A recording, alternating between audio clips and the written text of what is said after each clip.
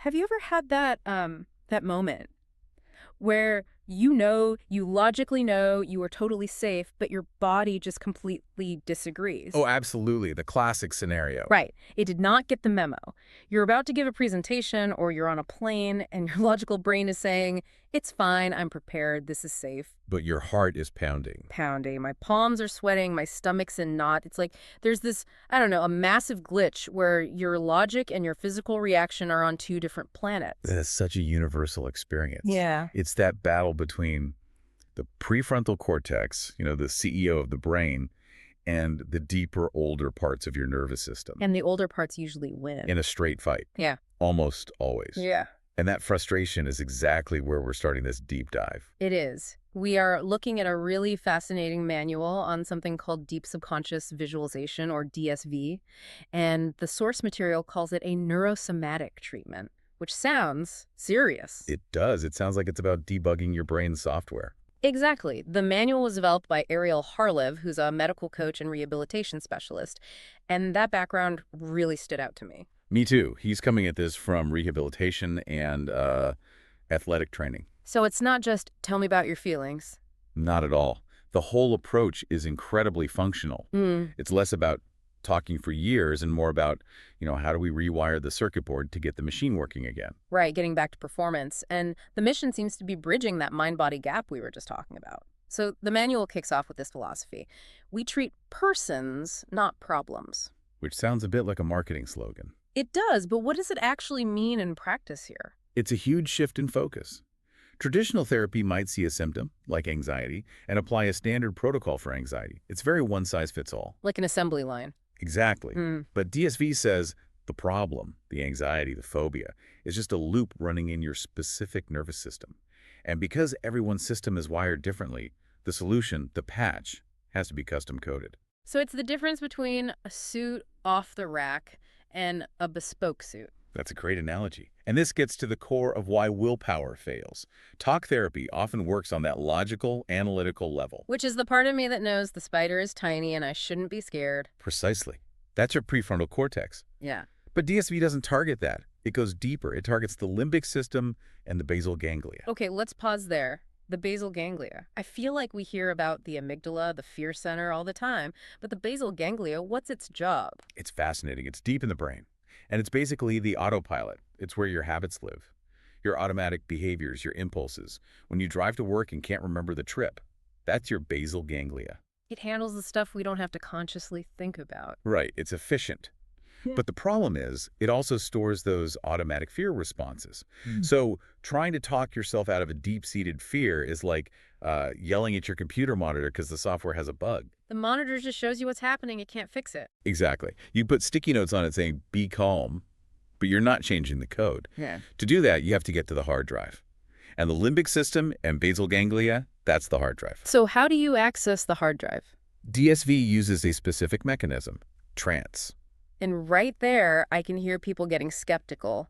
Trance sounds like stage magic, swinging a pocket watch. It does. But we have to demystify that word. In this context, trance is a clinical term. It just means focused attention. So I've been in a trance before. Absolutely. Ever been so into a movie you didn't hear someone call your name? Or reading a book and the whole world just disappears? Okay, yeah. That's a trance state. It's a natural state of high neuroplasticity. The manual is clear. It's not magic. It's a tool to get the brain quiet enough so you can actually edit the code. They combine it with tools from CBT and NLP. It's like booting your computer in safe mode. You shut down all the background noise so you can make system-level changes. Perfect analogy. Yeah. You bypass the critical factor, that doubting analytical part of your brain, and get straight to the programming. So if we're programming, we need a language. And for DSV, that language is visualization. But again, how does just imagining something change a physical reaction? That's the million-dollar question. Yeah.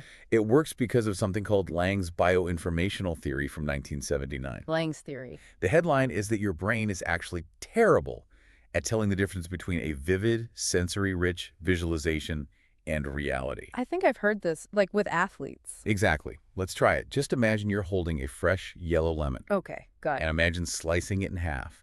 You see the juice, you smell that sharp citrus scent. Now imagine squeezing that juice right onto your tongue. Okay, stop. I literally just salivated. My jaw tightened. And there's no lemon here. Nope. Your body reacted as if there was. That is Lang's theory in action. Your brain processes the narrative as if it's a real experience. And now we have the neuroscience to prove this. We do, way beyond what Lang knew. The manual talks about studies showing this kind of visualization modulates the anterior cingulate cortex and the dorsolateral prefrontal cortex. What do those parts do? They're involved in emotional regulation and cognitive control. You're basically lighting up the same neural pathways as if you were actually doing the thing. So you can simulate a safe environment, expose yourself to the trigger, and rewrite the association. You're teaching the brain, hey, see this? Not dangerous. Exactly. And the data on this is striking. The manual mentions recent meta-analyses on these hypnotic techniques for anxiety and PTSD. They report an effect size, which is shown as $1, of $1.17. Put that in context for me. Is 1.1% good? It's huge. In psychology, an effect size of 0.8 is considered large, so 1.16 is in. It suggests a really powerful impact. Something real is changing in the brain. That's impressive. It moves this out of feeling better and into actually getting better. So let's get into the how. This is an endless therapy, right? It's a 5-session cycle. Right, it's a brief therapy. Very goal-oriented, get you functional again. So session 1, intake and calibration. What are they calibrating? They're mapping your brain's preferred learning style. Are you visual, auditory, kinesthetic, meaning you process through feeling? Like how some people remember a beach by seeing the waves, others hear them. Precisely. The therapist runs a short, controlled trance just to see how your brain takes instructions. They have to speak the right language, or your brain won't accept the new programming. That makes a ton of sense. Then comes session 2, which the manual calls the safe place anchor. This sounds critical. Is the absolute game changer. Before they ever touch the problem, they install a solution. They guide you into deep relaxation, which activates the parasympathetic nervous system. That's the rest and digest system, the opposite of fight or flight. Correct. Chemically, they're stimulating serotonin and GABA, the brain's calming neurotransmitters. The goal is to create a neurological trigger that you control. A trigger for calm. Yes. By the end of the session, you should have a word or a small gesture that, when you use it, instantly brings back that feeling of deep safety. That's like an emergency brake for a panic attack. Or a reset button. And once that's installed and tested, only then do they move on to the intervention in sessions 3 to 5. That's when they bring that state of calm into contact with the phobia or the trauma. So you're confronting the scary thing, but your body is chemically marinating in safety. Which breaks the old loop. The brain goes, wait, I'm thinking about the trigger, but my heart rate isn't spiking. I guess. This isn't an emergency. It's a very logical approach to the illogical. Now let's talk about control. People hear hypnosis and they worry about, being manipulated. A huge misconception. The manual has a section on safety pillars, and it's very emphatic. No amnesia, you remember everything. And you're in control. You maintain absolute control. It's a state of hyperfocus, not unconsciousness. You can stop the session at any moment. You are not going to cluck like a chicken. Good to know. But there's another safety protocol in here that's really unique. It says the treatment has to be 100% online. I thought that was fascinating. It feels backwards, right? You'd think deep therapy should be face-to-face. Why online only? It comes back to safety. When you go to a clinic, your brain is already a little on guard. It's a new place, a stranger, your cortisol is up. But where do you feel safest? At home. On my couch. Exactly. Your brain lowers its defenses faster in your own territory. So the trance can go deeper, faster. But there's a technical requirement. Noise-canceling headphones are mandatory. To create a sort of immersive bubble. A soundproof bubble, they call it. The therapist's voice is right in your ear, so it feels like it's inside your own head. You're not looking at a screen, your eyes are closed, you're just inside the experience. That word you mentioned before, neuro-somatic.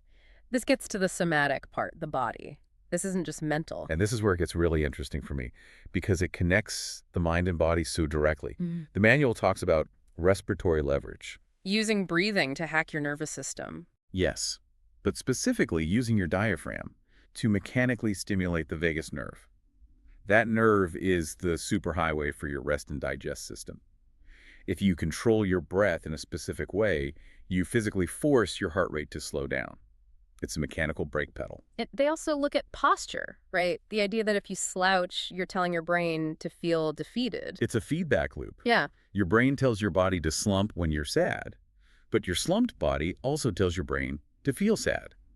Part of the therapy is correcting posture to send a signal of confidence back up to the brain. It's a full systems engineering approach. They even touch on nutrition. You can't run good software on bad hardware. You have to stabilize a whole system. And because of Harlev's athletic background, they apply this to sports. They talk about functional equivalence. What is that? That's a huge concept in sports psychology. It means that visualizing a movement, like a golf swing or a free throw, activates the same motor pathways in your brain as actually doing it. So you can practice in your mind. And it has a real effect. It's used a ton in injury rehab. If your leg is broken, you can visualize running, and it helps reduce muscle atrophy. It keeps the neural pathways sharp. The mind is just so powerful. So let's pull this all together. Who is this for? The manual lists a few key areas. The big ones are anxiety and panic. It's about recalibrating the amygdala, turning down that faulty alarm system. And PTSD. Yes, but with a major caveat. The manual is clear that PTSD requires a diagnosis from a psychiatrist first. This is a tool that works alongside proper medical care, not as a replacement. They also mention weight management, but not as a diet plan. No, it's about tackling emotional hunger. Many people eat to soothe themselves, to stimulate that vagus nerve. DSV tries to install a healthier soothing mechanism, changing the program that says stress equals food. Then there was one that seemed really different. Decision-making for entrepreneurs. I found this one fascinating. High-stakes decisions require clarity. But if your mind is full of static fear of failure, money stress, you make bad reactive calls. So DSV clears the static. That's the idea.